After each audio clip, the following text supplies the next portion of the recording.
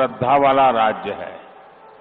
अयोध्या में राम मंदिर बना,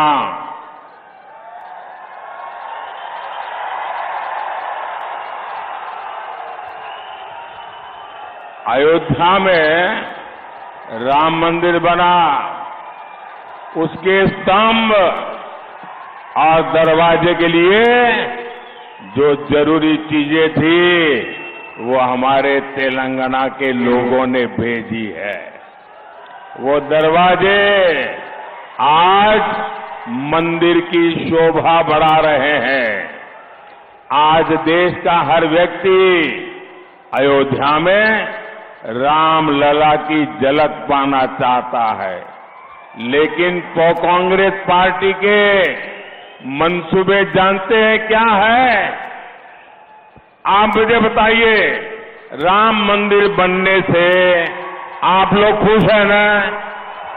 राम मंदिर से आप लोग खुश है ना? आपको आनंद हुआ कि नहीं हुआ? लेकिन कांग्रेस पार्टी दुखी है, कांग्रेस पार्टी गुस्से में है। कांग्रेस पार्टी राम मंदिर में ताला डलवाना चाहती है और ये खुलासा कांग्रेस में शाही परिवार के पूर्व सलाहकार ने किया है।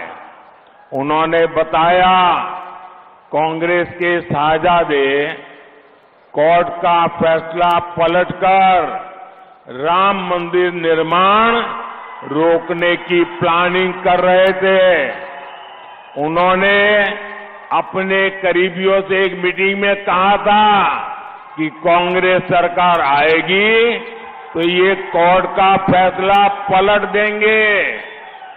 आप मुझे बताइए, कांग्रेस के इन इरादों को जवाब मिलेगा कि नहीं मिलेगा? जोरदार जवाब मिलेगा। कांग्रेस को तेलंगाना में साफ कर देंगे। राम मंदिर की रक्षा करने के लिए क्या तेलंगाना कांग्रेस को साफ करेगी? उन्होंने, उनके साथी ने कहा है कि राम मंदिर का निर्णय उलटने वाले हैं, क्या उलटने देंगे? మిత్రులారా, మన తెలంగాణ ప్రజల యొక్క భక్తి శ్రద్ధలు విశ్వాసము మొత్తం ఇవాళ దేశం గమనిస్తా ఉన్నది. అయోధ్యలో ఒక భవ్యమైనటువంటి రామ మందిర నిర్మాణం అయితే ఆ రామ మందిర నిర్మాణానికి, ఆ ఆలయానికి తెలంగాణ నుంచే, మన తెలంగాణ ప్రాంతం నుంచి దానికి తలుపులు పంపించారు. ఆ తలుపులు వల్ల ఆ మందిరానికి ఎంత శోభనిస్తున్నాయో ఇది తెలంగాణ భక్తుల వాళ్ళ శ్రద్ధతో ఏర్పాటు చేసిన తలుపులు.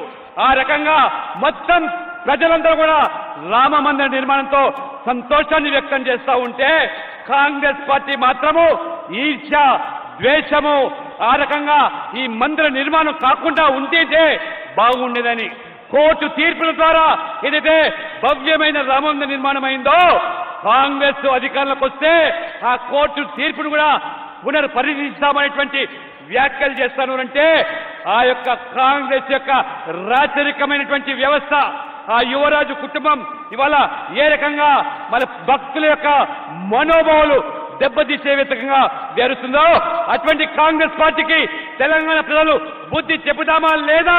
ఒకసారి ఆలోచన చేయండి. బుద్ధి చెబుదామా? బుద్ధి చెబుదామా? కాబట్టి ఈ కాంగ్రెస్ ప్రభుత్వానికి బుద్ధి చెప్పాలంటే తెలంగాణ ప్రజలు ఏకమై ఆ రామ మందిరాన్ని కూడా కాపాడుకోవాల్సిన బాధ్యత మన మీద ఉంది.